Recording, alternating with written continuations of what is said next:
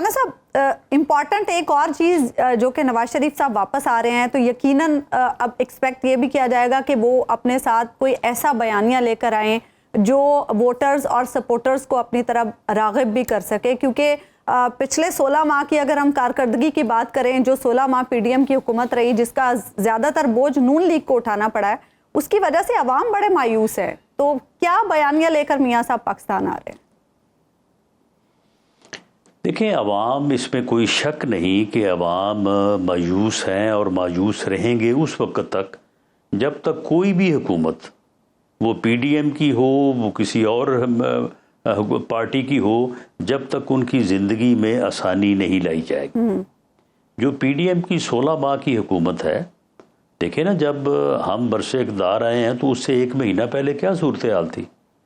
PTI के लोग जो है वो उसे छोड़ के भाग रहे थे और सिर्फ एक ही मुतालबा था कि जी हमें टिकट दे दें। पीएमएलएन का टिकट कामयाबी की निशानी था। सारे बल्दियाती, सारे ज़िमनी इलेक्शन भी हम जीत रहे थे। वजह क्या थी? वजह महंगाई। महंगाई हो रही थी और लोग जो है वो बेजार थे।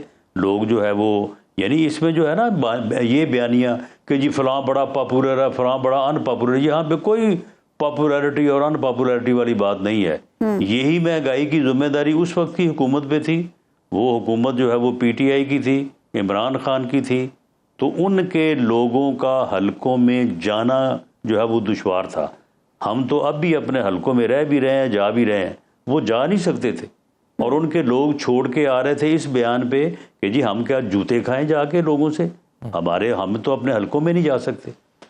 उसके बाद जब पीडीएम की हुकूमत आई तो पीडीएम की हुकूमत ने कोशिश की, लेकिन आईएमएफ जो है वो रास्ते में उसका मुआहदा जो है वो आड़े आया। उस मुआहदे को अगर छोड़ते थे तो डिफ़ॉल्ट में जाते थे, अगर उस मुआहदे पे कायम रहते थे तो फिर यही कुछ होना था जो हुआ है। हमने डिफ़ॉल्ट से मुल्क को बचाया है, लेकिन महंगाई का हम इलाज नहीं कर सके।